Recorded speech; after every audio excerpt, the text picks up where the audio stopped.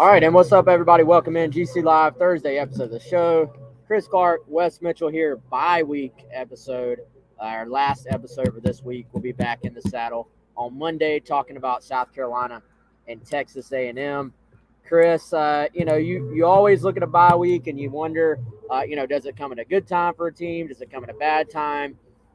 We've seen South Carolina in the past. I think certainly last year they used the bye week coming off of a loss, and it seemed like they regrouped, did some self-scouting, kind of found themselves in the second half of the season.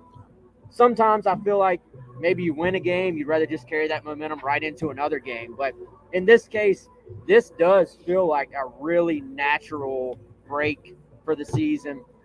South Carolina obviously 4-2. You have a 12-game regular season, and you're right at the halfway point. You have some guys that have been banged up. Granted, they did get some kids back for this past game, so it's kind of one of those situations where they were getting healthy. But I got to say, I kind of feel like the bye week did come at a pretty good time for South Carolina.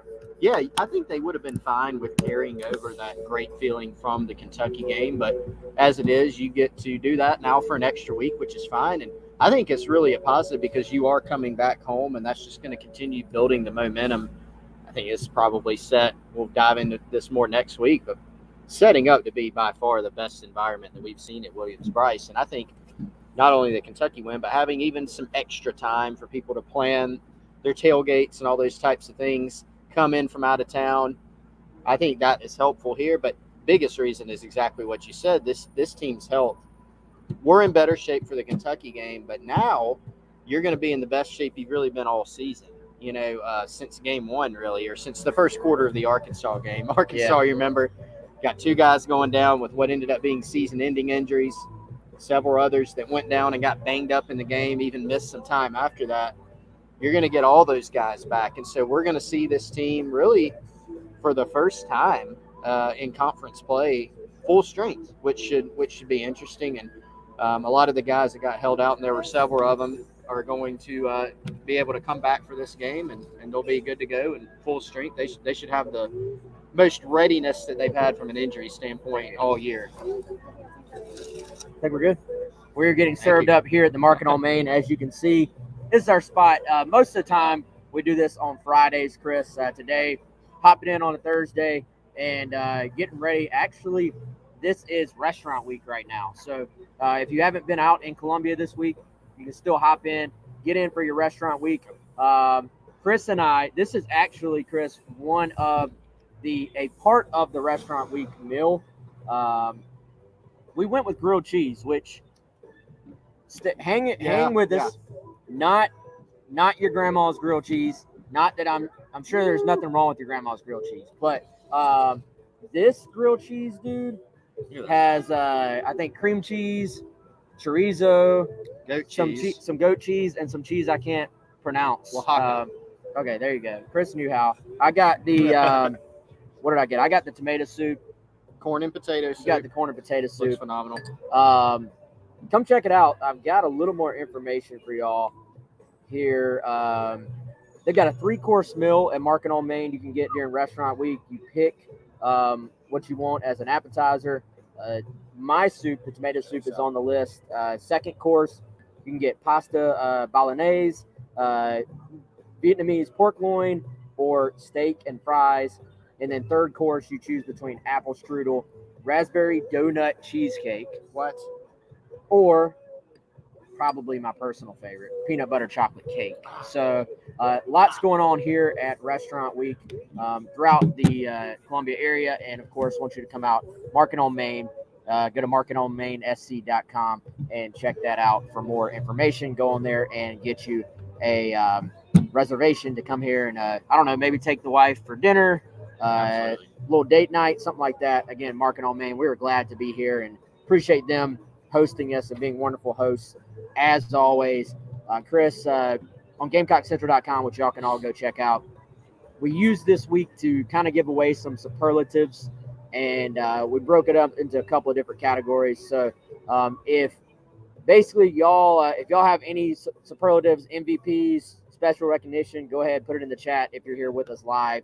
And Chris, it was kind of difficult, I feel like, on offensive MVP for us to give much of a variety at all. It was not. I was, a lot of times when you have these discussion pieces or roundtables, you want to mix it up. You want to give maybe mentions of different guys, but I just couldn't get away from Marshawn Lloyd. I mean, to me, he is the offensive MVP. You can make a case for this guy, that guy as second or third, but I can't make a genuine case for anybody other than Lloyd for offensive MVP for the first half of the year. There's probably a few guys. So to love up some of the other ones, there's some guys you can make a case for. As I'm about to get, I don't know what kind of bug that is. Javon Glenn on the offensive line has been a glue guy. Juice Wells has been a big playmaker. Jalen Brooks has been quite good, right? But aside from those guys, I mean, Lloyd still runs away with it in my mind. And, through games 1 and 3, of course, part of it had to do with the competition with the wins and losses. Marshawn didn't get the ball as much. Well, now his past 3 games, it's really funny if you look statistically what he's done. He has exploded in the last 3 games.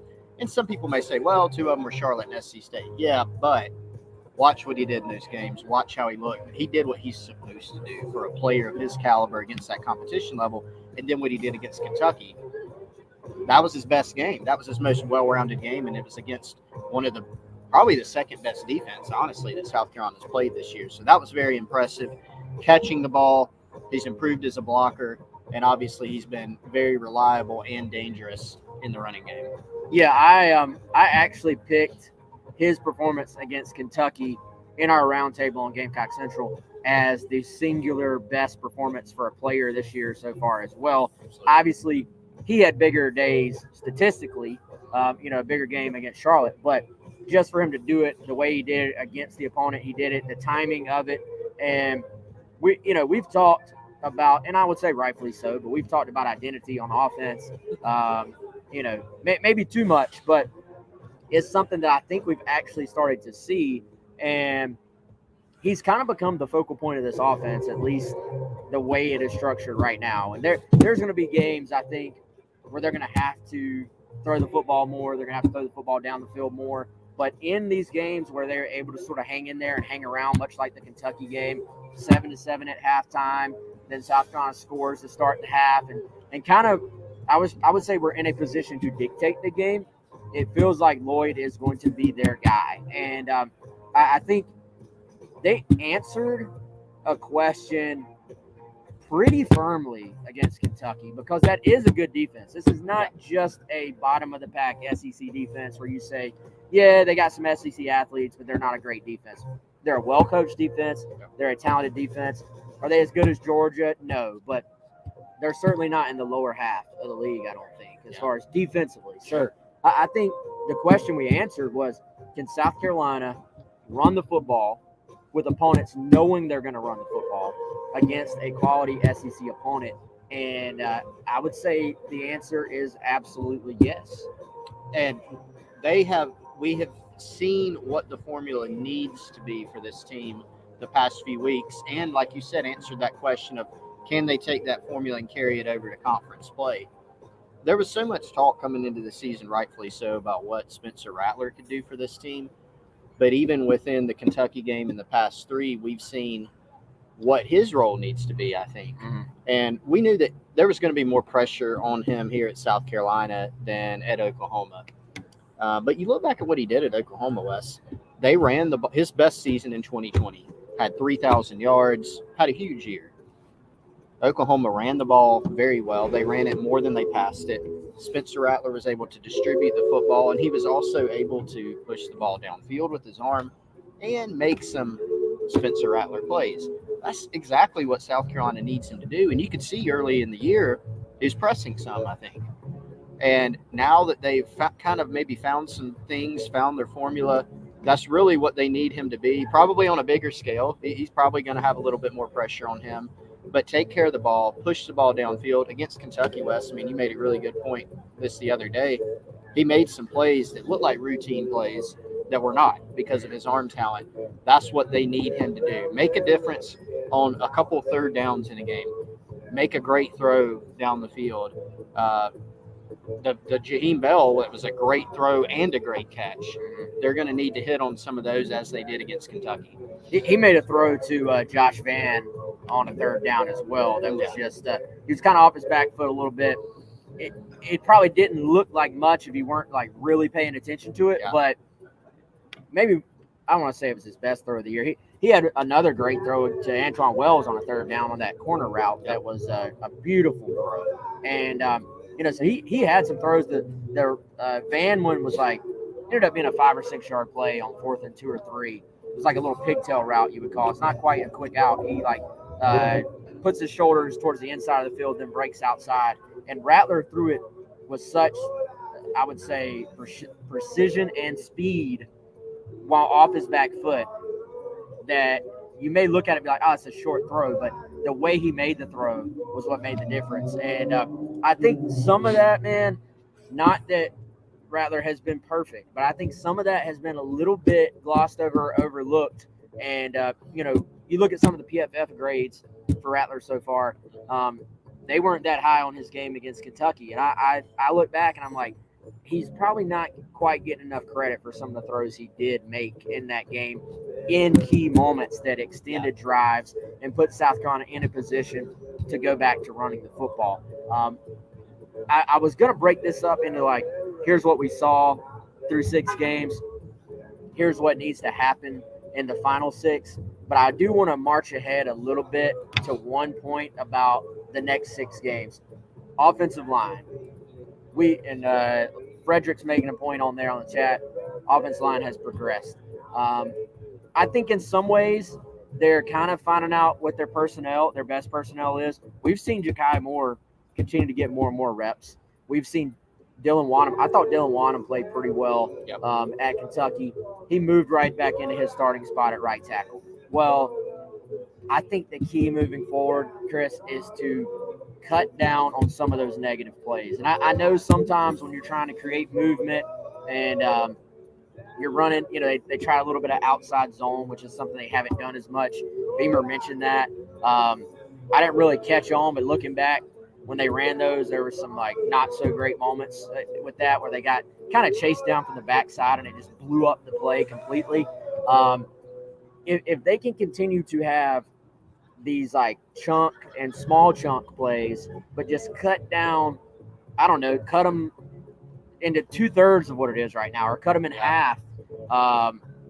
That's going to go a long way for this offense. So I do think the running game, they've showed they can run the football. It's not one of these things where they're just running into a brick wall. Right. But I would like to see a little bit more consistency in the running game, because I think if that happens, that's when this offense will actually really have a chance to take off. If you combine that with Rattler's ability to throw the football and his continued increasing comfort level in this offense. Yeah, and the 2 cut down areas are, as you said, negative plays and still, man, turnovers. I mean, you forget almost in the Kentucky game, I think the turnover margin was still even, right? And South Carolina turned the ball over a couple times. One of them is when you have a chance to, at the bare minimum, get 3, but probably should get 7. You would just run the ball successfully with Marshawn Lloyd 2 plays earlier. You turn the ball over there, you get no points. Now Kentucky has the ball. They end up tying it up later in that first half. And then we saw, look, the first 2 conference games, they lost the turnover margin 6-0. 3 turnovers each to Georgia and Arkansas, didn't gain any. So that's, of course, a trend that they've got to reverse. They need to be more positive in that category, not just even, but they need to get positive in that category. So that's defense too. But while we're talking about offense, take better care of the football. The Stogner throw by Rattler was not a bad decision. That was an execution error. So you got to clean up the execution. You got to clean up the decision-making. But also, the negative plays. Marshawn Lloyd, I think, touched the ball, Wes, 10 or 11 times in the first half between catching the ball a couple times and his runs. But I think there were 3 plays in the first half that were -4 yards. Got to avoid that going forward. Definitely. They got blown up on that 4th and 2. Didn't have a chance at all on that play. And, so I think going forward on 4th down, you got to find a way to give yourself a chance on that play. And that play felt like one that could have turned the game. That was when the momentum shifted back to Kentucky's favor. In South Carolina's credit, they kind of regrouped into the second half and played very, very well in the second half. But, Kentucky goes right down the field and scores after that play. And just it felt like Carolina had controlled the field position up to that point, and then that completely flipped things. Everybody's saying I need to stop banging on the table. We don't have our normal mic, so I'm wondering if that's like picking up a lot. I don't know. But, okay, let's go back. First 6 games, a couple more guys we're going to show some love to. Defensive MVP. We had, in our superlatives, we had a freshman standout, but I just went ahead and said, forget the freshman standout part. I'm giving defensive MVP, period, to Nick Emmanwori. And reason being, at times he has been the best player on the field for Carolina. At times. 2, they had such a need at safety coming in, lack of depth. And then what happens, they start losing guys. They start getting guys banged up at safety. They needed him even more. He stepped up, I would say, in terms of literally most valuable player for that defense. Emmanwori, like, he's my pick, and I feel fairly confident in that. I think it's a great pick. That was one when I answered where I did try to pick another guy, and we did have some carryover on some. You guys actually got in your answers first on that one, Wes, and so I saw your Emmanwori pick, which I probably would have gone in that direction. Colin picked Cam Smith, which I thought was another really good pick. Didn't hear his name a lot against Kentucky. Good. That means he was covering people up. Colin had some statistics recently on just how good Cam Smith's been. I think he's only given up about 6 catches all year for maybe 30-something yards. He's been really, really good. I picked Zach Pickens.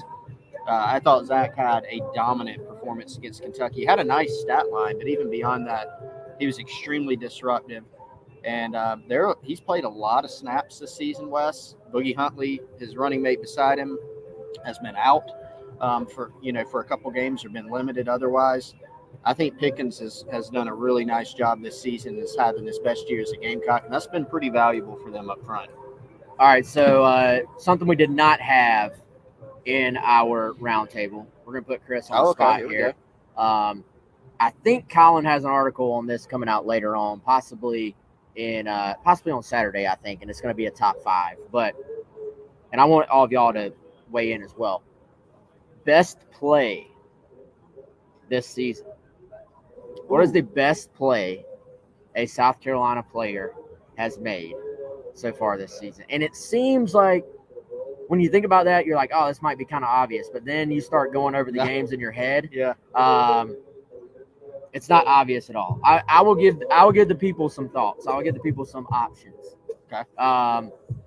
For one, I gotta throw. Yeah, go for it. I gotta throw the return or the reverse against Kentucky in there. That might have been that was the best combination of great call for the situation and execution. Yep.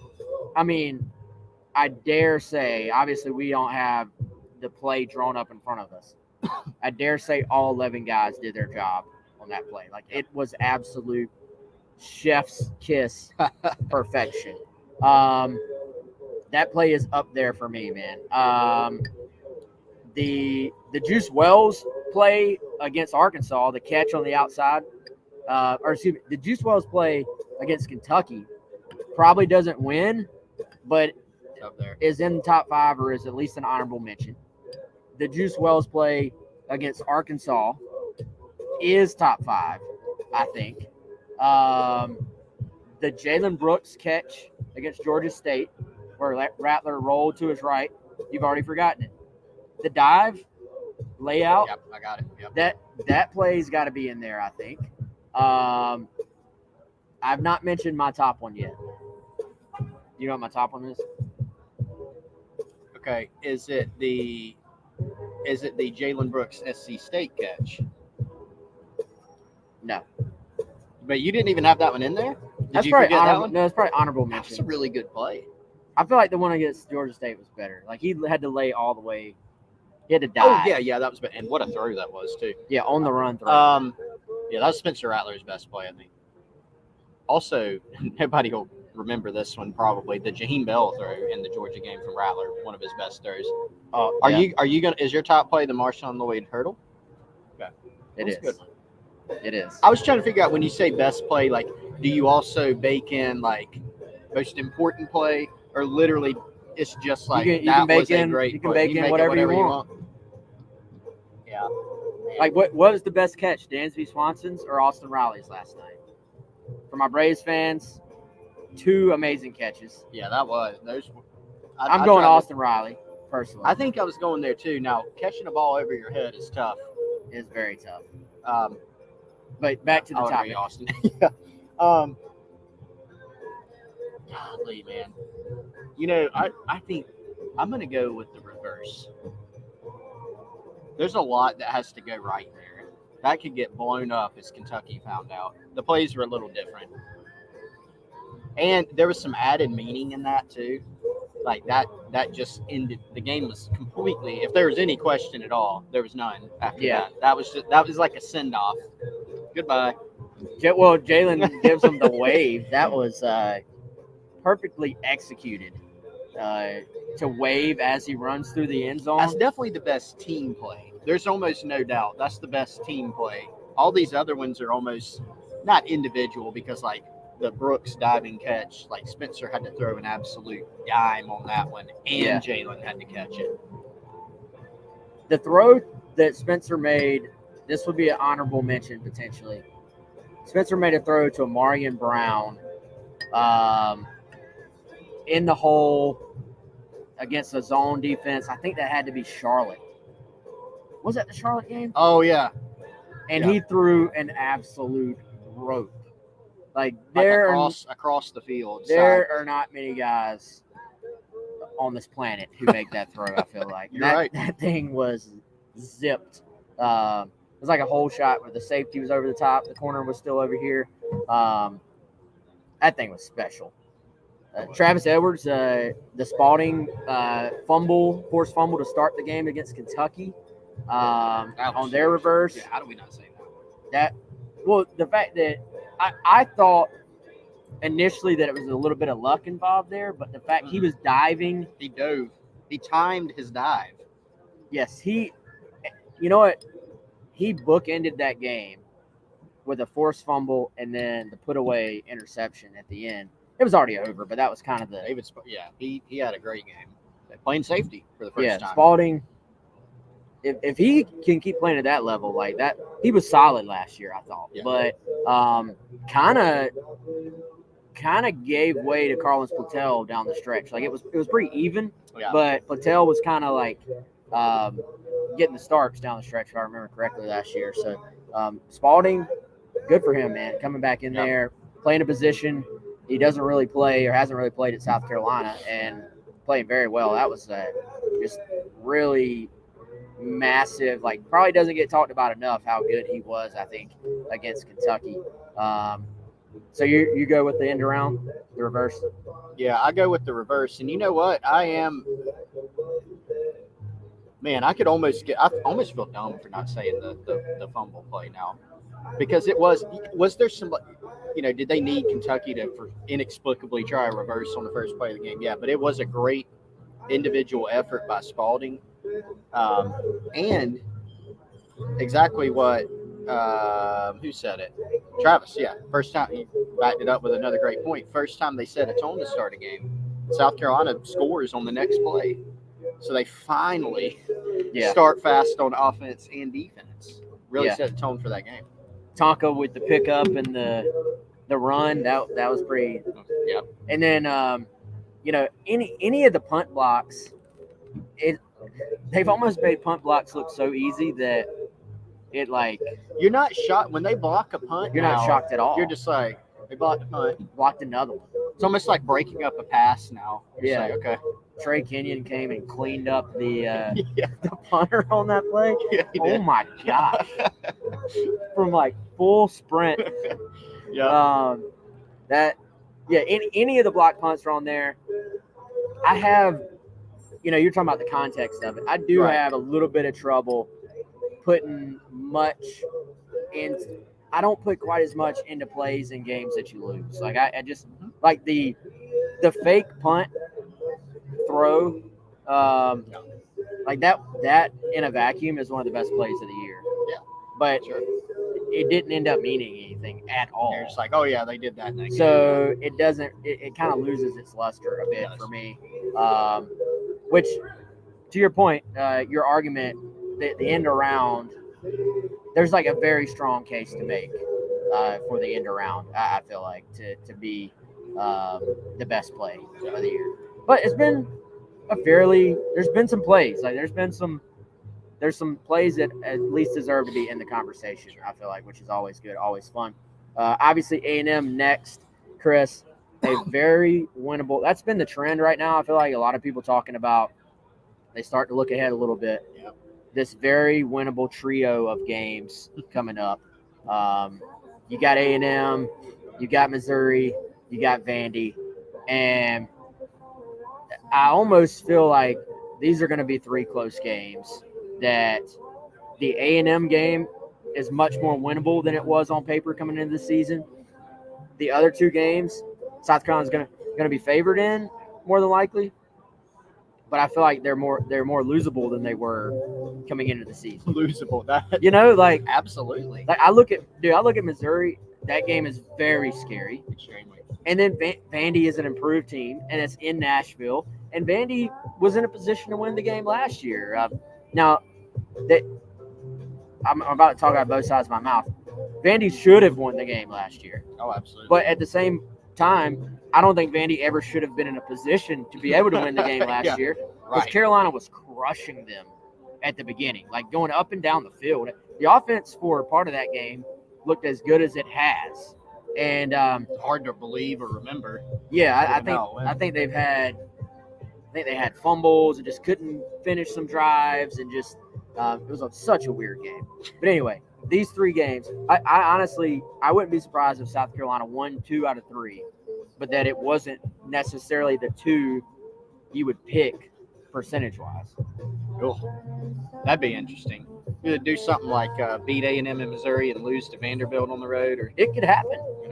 I mean, hey, it kind of comes out the same in the end if that's the result. But yeah, I mean, look, A&M is definitely. I mean, the percentage of kind of like should lose to should we win among the fan base has almost completely flipped. I feel like, coming in. I mean, look, A&M's won 8 straight. They only one has been against this staff, but still, you can't help but think about that. They've won 8 straight. They're a very talented team.